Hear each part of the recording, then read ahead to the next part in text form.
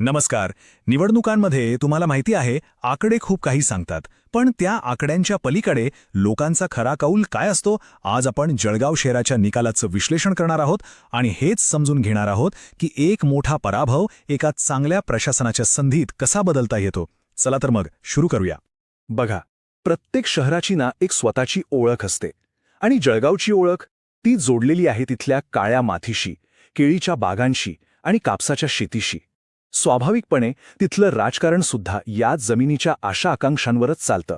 शेतकऱ्यांच्या समस्या काय आहेत, शहराला काय हवंय, याचा थेट परिणाम मतपेटीवर कसा होतो हे समजून घेणं खूप महत्त्वाचं आहे. तर या विश्लेषणात आपण 6 टप्प्यांतून पुढे जाऊ. सगळ्यात आधी जळगावच्या लोकांच्या मनात काय आहे ते पाहू. मग पराभवाचे आकडे काय सांगतायत ते बघू. त्यानंतर इतिहासाचे पडसाद, लोकांच्या तक्रारी आणि मतादेशाचा एक आराखडा कसा तयार करता येईल आणि शेवटी प्रशासनाच्या दिशेने योग्य वाट कशी निवडता येईल यावर नजर टाकू. चला मग सुरुवात करूया पहिल्या टप्प्यापासून. जळगावचं मन. कुठल्याही मतदारसंघाला समजून घ्यायचं असेल तर त्याच्या अर्थव्यवस्थेच्या मुळापर्यंत जावं लागतं. जळगाव आपल्याला माहीत आहे एक कृषीप्रधान शहर आहे. इथल्या लोकांचं आयुष्य, त्यांचं जगणं हे केळी, सोयाबीन आणि कापूस या पिकांचे भाव आणि पाण्याची उपलब्धता यावरच अवलंबून आहे. आणि हेच आर्थिक स्पंदन आहे जी तिथल्या राजकारणाला दिशा देतं. आणि हे मुद्दे फक्त कागदावरचे नाहीत. विचार करा, जेव्हा MSP म्हणजे किमान आधारभूत किंमत मिळत नाही किंवा पाणीपुरवठा कमी होतो, तेव्हा काय होतं? शेतकऱ्यांच्या घरात थेट आर्थिक संकट उभं राहतं.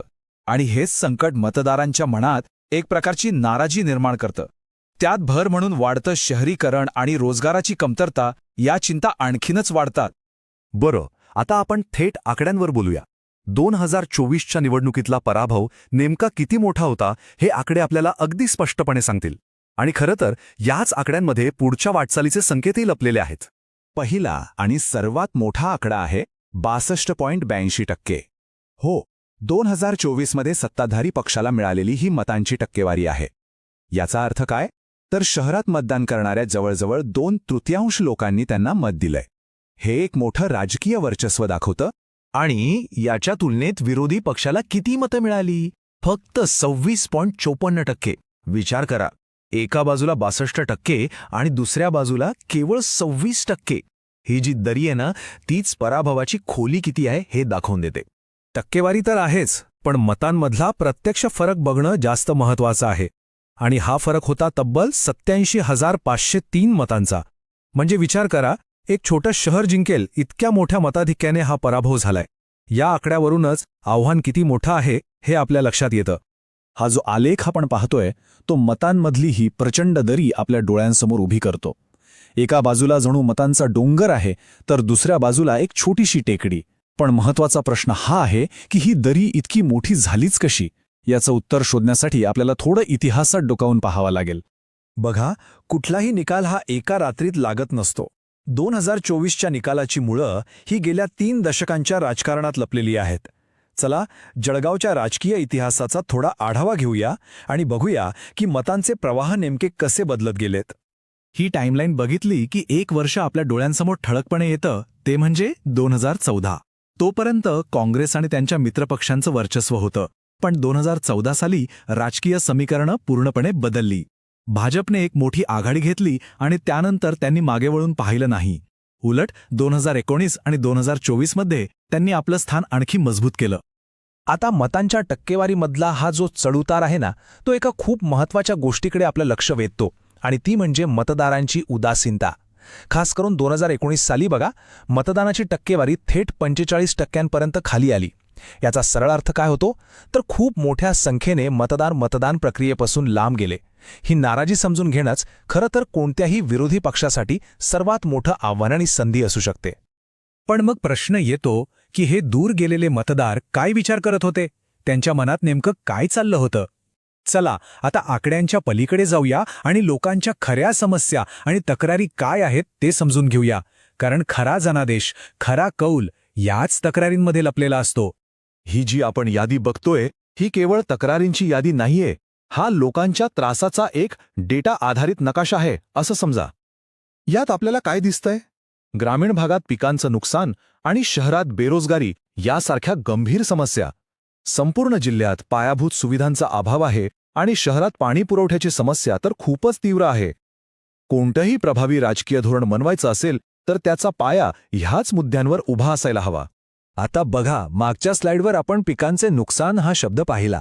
पण त्या शब्दांमागे भावना काय दडलेली आहे? तर ती ही आहे की आमची शेतं तहानलेली आहेत आणि आमची बाजारपेठ रिकामी आहे. हे एकच वाक्य शेतकऱ्यांचा रोजचा संघर्ष आणि त्यांची हतबलता दाखवून जातं.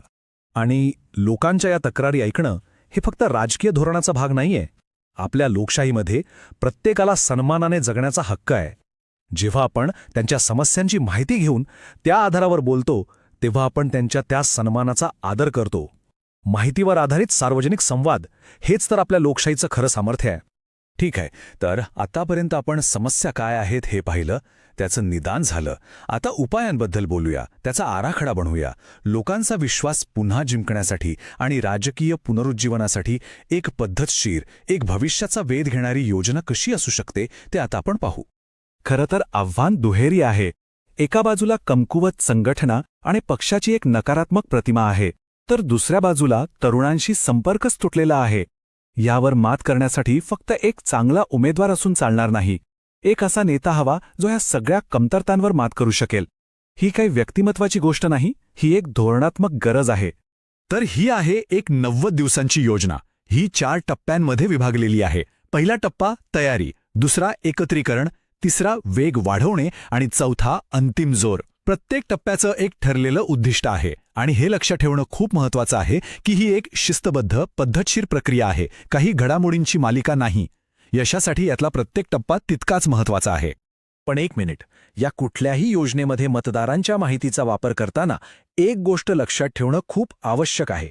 भारताच्या डेटा संरक्षण कायद्यानुसार लोकांची खाजगी माहिती आणि त्यांची संमती याला सर्वोच्च प्राधान्य आहे. निवडणूक जिंकण्याआधी लोकांचा विश्वास जिंकणं महत्त्वाचं आहे आणि विश्वास हा सन्मानानेच मिळतो, त्यांच्या गोपनीयतेचा आदर करूनच मिळतो. आणि आता आपण आलो आहोत शेवटच्या आणि सगळ्यात महत्त्वाच्या टप्प्यावर. या सगळ्या धोरणांचा, या आकड्यांचा, या विश्लेषणाचा अंतिम उद्देश तरी काय आहे? तर तो एकच आहे, प्रभावी आणि लोकाभिमुख प्रशासन. कारण निवडणूक हे ध्येय नाही, ते एक साधन आहे. सोप्या भाषेत सांगायचं तर निवडणूक ही प्रशासनासाठी एक प्रकारची डेटा इंजिनिअरिंग समस्या आहे. लोकांच्या ज्या तक्रारी आपण आत्तापर्यंत पाहिल्या तोच प्रशासनाचा अजेंडा असायला पाहिजे. म्हणजे काय, तर शेतकऱ्यांसाठी योग्य भाव, तरुणांसाठी रोजगार आणि सगळ्यांसाठी पाणी. कोणतीही राजकीय रणनीती तेव्हाच यशस्वी होते जेव्हा ती लोकांच्या आयुष्यात काहीतरी सकारात्मक बदल घडवते. आणि हेच आपल्याला एका अंतिम प्रश्नाकडे घेऊन येतं. एका मोठ्या निवडणूक पराभवाला खऱ्या अर्थाने जनसेवेच्या आदेशात बदलणं शक्य आहे का? योग्य धोरण, राजकीय इच्छाशक्ती आणि लोकांप्रती असलेली बांधिलकी यातून हे नक्कीच शक्य होऊ शकतं. उत्तर लोकांना आणि त्यांच्या नेत्यांना मिळूनच शोधायचंय. जर आपल्याला लोककेंद्रित नेता बनायचे असेल आणि आपल्या मतदारसंघाचा विकास करायचा असेल तर blueprintstrategies.ai शी mgr@blueprintstrategies.ai यावर संपर्क साधा किंवा 08042041602 या क्रमांकावर कॉल करा. राजकारणाच्या पलीकडचा उद्देश